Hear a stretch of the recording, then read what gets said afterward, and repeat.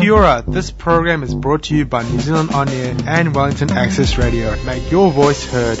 Wellington Access Radio 783. You're listening to Community Zone and Funny Mondays with Marilee and Derek here in the space pod that's hovering 2,000 kilometers above Wellington in our secret caravan of love. Yes.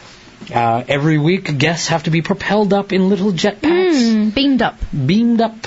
To join us here. We give them a little pack of space food too. Space food that's dehydrated and then it hydrates. This week, everyone gets because our friend Mary Lane went into the States, everyone gets red vines. Red vines and craft dinner. Yum, yum. It's very tasty. Yes, it is. Isn't it, Charlotte? Yeah. Oh. I don't know. I haven't had my dinner yet. Oh, no. Where is it, in fact? Oh, that's good. That's for the space trip home. Oh, I see. Yeah. Okay, I'll look forward to that. Please welcome to the studio audience. No, she's the interviewee. I'm not in the studio audience. Therapist and life coach, Charlotte Hinksman. Hello, Charlotte. Hello, Derek. Now, I have to make one correction because last time I made a boo-boo when I introduced Charlotte. I said that she was a psychologist, and she's not a psychologist. Yes, that was a mistake, Marilyn. My bad. Yes. But a life coach. Yeah. Yes. I'm actually intrigued about what the difference is. Well, it's really a difference in qualifications, I think, and focus. Yeah. So if I was a psychologist, I would have done my doctorate in psychology, and I'd be Dr. Charlotte Hinksman, which I didn't do. So my qualifications are in my degrees in psychology, and my qualifications are in neuro-linguistic programming. Right. NLP. So you could only be called a psychologist if you've actually done a PhD? Yeah, PhD or a doctorate. They're slightly different. Oh, wow. Yeah. It's a whole different world. So instead of a doctorate, she's got a little whistle and a stripy ref dress because she's a life coach. Gee, more self-affirmations. 10 more around the pool. Self-affirmations. Get down and give me 20. That's not exactly what coaching is. Well, someone... I've never been coached in my life. We can tell. We can tell. It's a qualifications difference. Okay. And it was a choice for me to do NLP and not psychology. Yeah. But you're here this week. Last month you were here to talk about relationships. I was. Breakups. And this week you're talking about choices over this holiday season. Yeah, I am, because around this time of year there's lots of pressure to do things like parties, and you get invited to lots of Christmas parties if you've got any friends, and if you've got a workplace. Wow, she said, looking straight at me.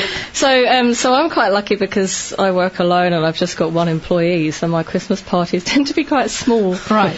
You with a bottle of wine. Yeah, basically, for a couple of minutes. But people that work in large organisations would have like a big organisational get together, and then they'd have like a team one, and then a little private one, and then telling out my current.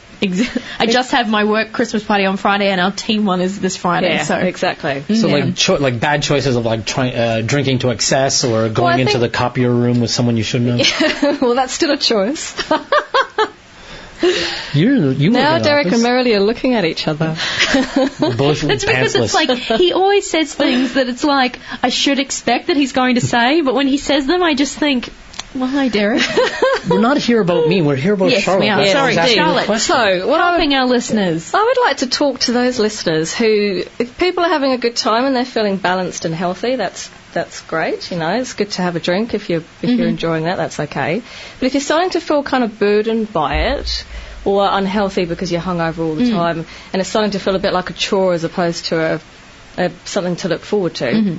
Then it's time to start thinking a little bit around how you make those decisions, and to make sure that you're making them based on how you feel rather than what you should be doing, if that makes sense. Like instead of going to everything and feeling like you should get drunk at everything you go to. Still like high school, that peer pressure thing. Yeah, it is, but it is. Yeah. High school is the biggest force on us still. Is it?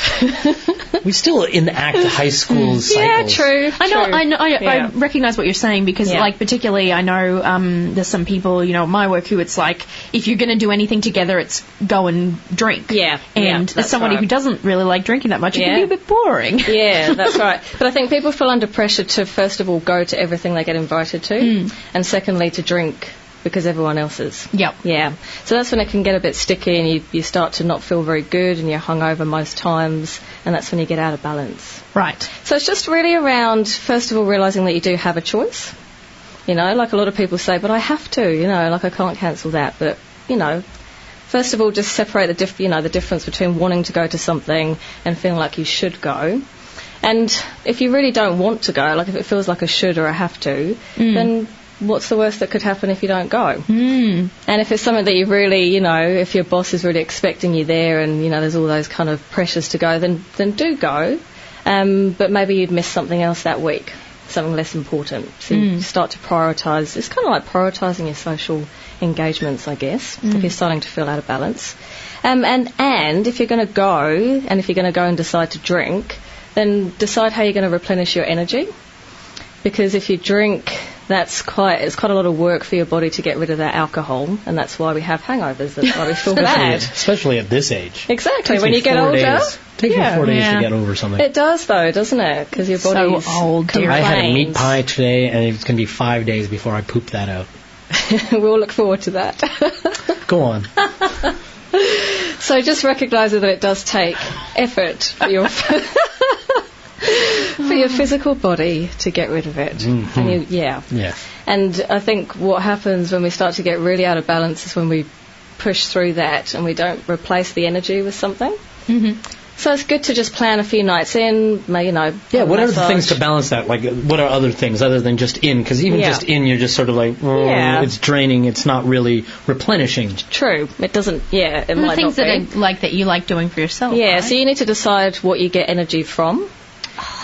The bucket, the energy bucket. I love the bucket. Do you? Please explain to me who hasn't watched Would you like to explain, Verily? Because Verily is living proof of the energy bucket. I did actually. Tell me about the energy bucket. Well, Charlotte and I had a discussion the other day because I was actually feeling a bit tired and out of balance. Thank you, Charlotte. And so the activities, basically what you do is you draw a bucket. That's my favourite part. Big sheet of paper. Big sheet of paper, draw a bucket.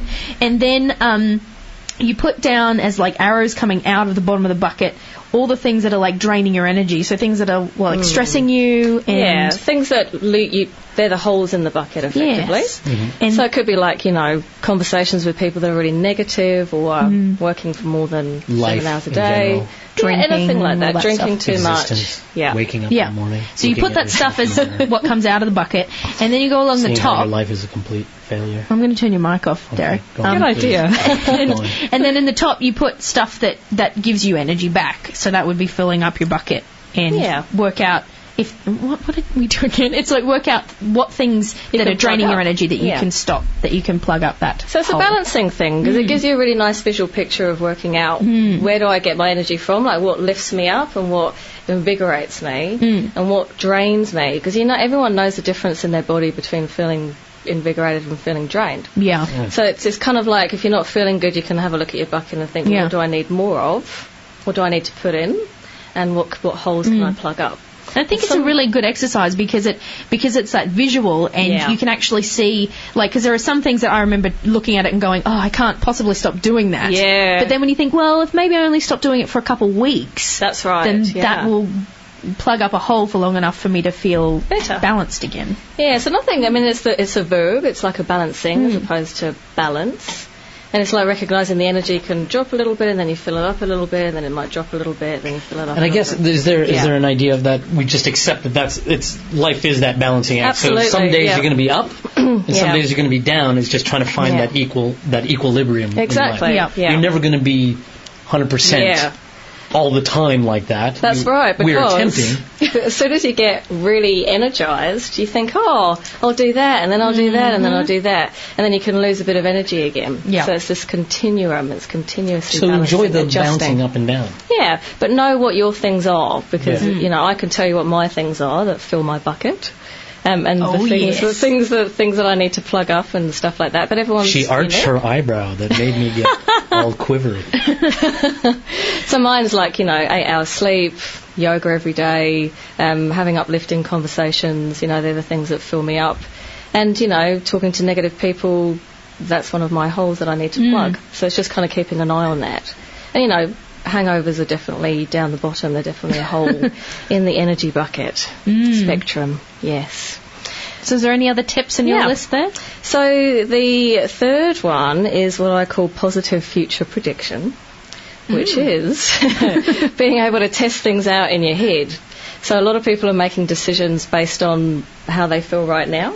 Yep. And it's good to get into the habit of thinking, well, if I do this, what's it going to be like tomorrow? Or, if I make a decision to go, how am I going to feel tomorrow? And is that okay? Do I want to feel like that tomorrow? Do I want to feel different? So instead of just leaving it up to chance and, suffering your own decisions because you haven't thought them out properly, a good question to ask is, what do I want to be looking back on? So you could say, for me to be going to bed tonight feeling completely satisfied, what do I need to be looking back on in my day? And it just helps you decide what you want to spend your time on, and it helps you decide on, what choices to make that are going to feel good then. Cool. And then just consequence balance, if I do this, what's that going to be like tomorrow? And is that okay? Or if I have a really full-on week this week, what's that going to be like next week? And is that okay? And then you can start making choices based on that. Because people start going now and go, okay, I'll just go flat out for the next 3 weeks and hoping January I'll settle down, which doesn't happen. You got to take it smaller steps. Yeah, that's right. Just take it a smaller day by day. And you can even do it weekly. You could think, for me to get to the end of this week, what kind of week do I need to be looking back on for me to know that I feel good or feel satisfied? And then you can start thinking about what you spend your time on and make choices that way. So it's a bit of a time scramble because you're kind of leaping ahead into the future and then imagining looking back. Right. Well, that's a good way because, you don't want to be looking back with regret how I spend most of my days. Yeah. You want to looking back with... you need to do a bucket, okay? My bucket is basically a tube.